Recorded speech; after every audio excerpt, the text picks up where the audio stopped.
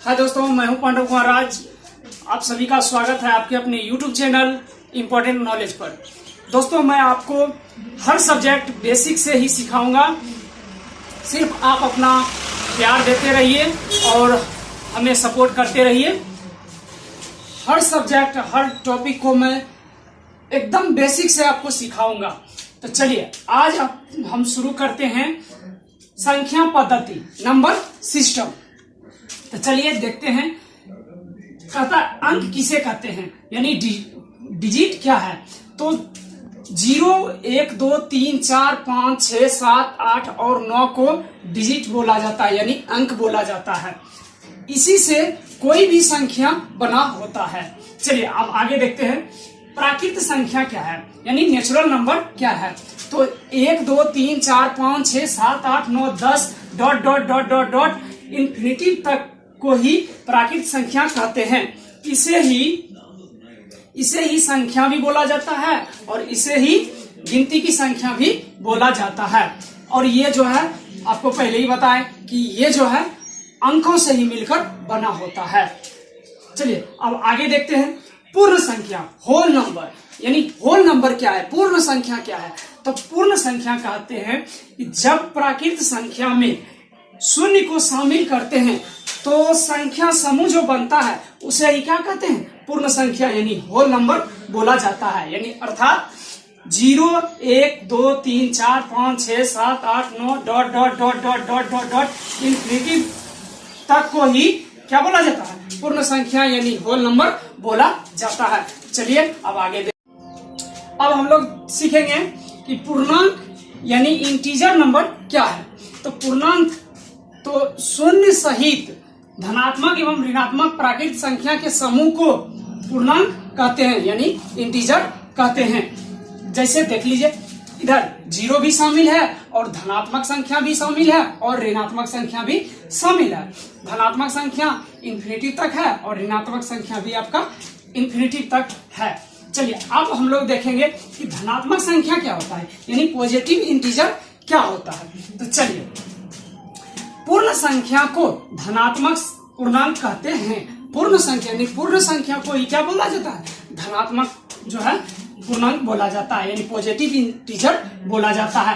0, 1, 2, 3, 4, 5, 6, 7, 8, 9 dot dot dot dot infinity तक को ही क्या बोला जाता है, पॉजिटिव इंटीजर यानी धनात्मक पूर्णांक बोला जाता है। चलिए अब हम लोग देखते हैं ऋणात्मक पूर्णांक यानी निगेटिव इंटीजर क्या है। तो धनात्मक संख्याओं के योग प्रतिलोम को ऋणात्मक पूर्णांक कहते हैं, यानी कि निगेटिव इंटीजर बोला जाता है। अब जैसे -1, -2, -3, -4 dot dot dot dot dot dot minus infinity तक कोई क्या बोला जाता है, निगेटिव इंटीजर। अब चलिए इसमें एक चीज हमको आया न्यू, क्या, योग प्रतिलोम। तो हम लोग जानेंगे अब योग प्रतिलोम होता क्या है। तो चलिए योग प्रतिलोम क्या होता है इसके बारे में आप कुछ जानते हैं। तो चलिए, योग प्रतिलोम यानी एडिटिव इनवर्स क्या है।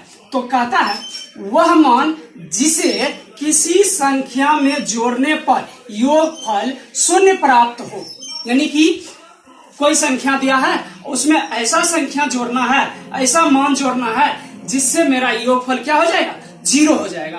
तो वो मेरा क्या हो जाएगा, उसका योग प्रतिलोम हो जाएगा। तो चलिए जैसे देखिए 9 है, तो 9 का योग प्रतिलोम, अब 9 में क्या जोड़ेंगे तो हमको जो है कि क्या आएगा, यानी कि 0 योगफल हमको क्या आना चाहिए, 0 आना चाहिए। तो देखिए ये सवाल भी बनता है योग प्रतिलोम से, और इसको हम सवाल कैसे बनाएंगे तो उसको नेक्स्ट वीडियो में देखेंगे। चलिए अभी इसको देखिए योग प्रतिलोम कैसे निकाला जाता है। तो जैसे 9 है, तो 9 का योग प्रतिलोम यानी कि 9 में क्या जोड़ेंगे तो मेरा यहाँ पर जो है योगफल क्या आ जाए, 0 आ जाए। फिर देखिए -7 है, इसमें क्या जोड़ेंगे तो मेरा जो यहाँ आंसर क्या आना चाहिए, 0 आना चाहिए। तो दोस्तों 9 में क्या जोड़ेंगे, तो 9 में यदि -9 जोड़ देंगे तो हमको क्या आ जाएगा, योगफल 0। -7 में अगर 7 जोड़ देंगे, 7 जोड़ देंगे तो मेरा जो है आंसर क्या आ जाएगा 0, यानी कि -7 का योग प्रतिलोम क्या हो जाएगा 7 और 9 का योग प्रतिलोम -9 आ जाएगा। तो इसको कैसे मतलब क्वेश्चन पूछा जाता है कि 10 का योग प्रतिलोम बताओ, 9 का योग प्रतिलोम बताओ, -3/4 का योग प्रतिलोम क्या है, तो उस टाइप का क्वेश्चन को आगे वीडियो में हम आपको बताएंगे। चलिए अब हम लोग सीखते हैं परिमेय संख्या किसे कहते हैं, यानी परिमेय संख्या रेशनल नंबर।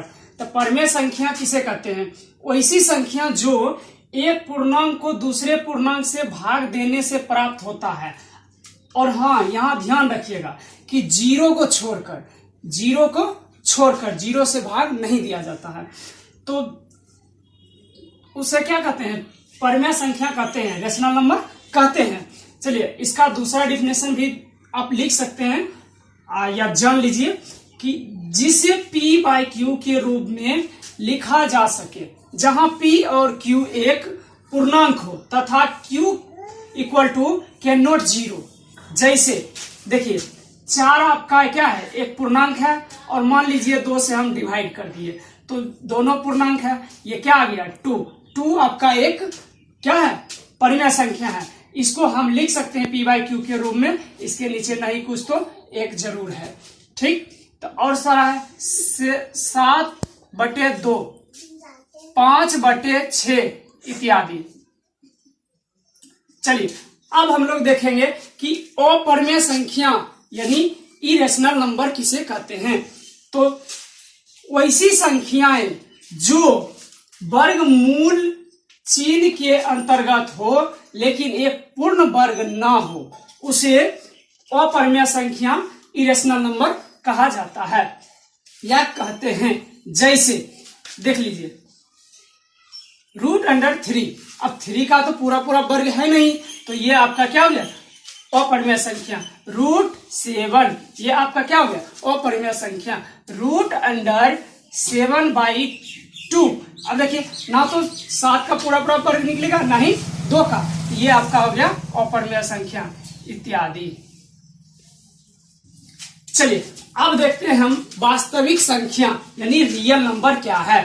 तो कहता है परिमेय संख्या तथा अपरिमेय संख्याओं के समूह को वास्तविक संख्या यानी कि रियल नंबर कहते हैं। जैसे देख लीजिए √3 ये आपका हो गया अपरिमेय संख्या, √7 अपरिमेय संख्या, 2/3 परिमेय हो गया, 4 परिमेय हो गया, इस तरह से बहुत सारा है etc। चलिए अब हम लोग देखेंगे यानी जानेंगे सम संख्या किसे कहते हैं, यानी इवेन नंबर क्या है। तो इवेन नंबर जिस संख्या के इकाई अंक पर 0, 2, 4, 6 या 8 हो उसे सम संख्या कहते हैं। जैसे 18 देख लीजिए इकाई पर क्या है 8 है, 20 इकाई पर क्या है 2 है, 26 इकाई क्या है 6 है, 24 इकाई क्या है 4 है और 670 इकाई क्या है 0। यानी इस तरह से बहुत सारी संख्याएं हैं जिसके इकाई पर ये सब आएगा तो उसको हम क्या कहेंगे, हम समझ जाएंगे कि वो जो है सम संख्या है। दोस्तों वीडियो अच्छा लगा हो तो लाइक कीजिएगा, सब्सक्राइब कीजिएगा और ज्यादा से ज्यादा इसे शेयर कीजिएगा ताकि अन्य बच्चे को हेल्प मिल सके। इससे आगे अगले वीडियो में आपको बताएंगे। तब तक के लिए थैंक यू सो मच। जय हिंद, जय भारत।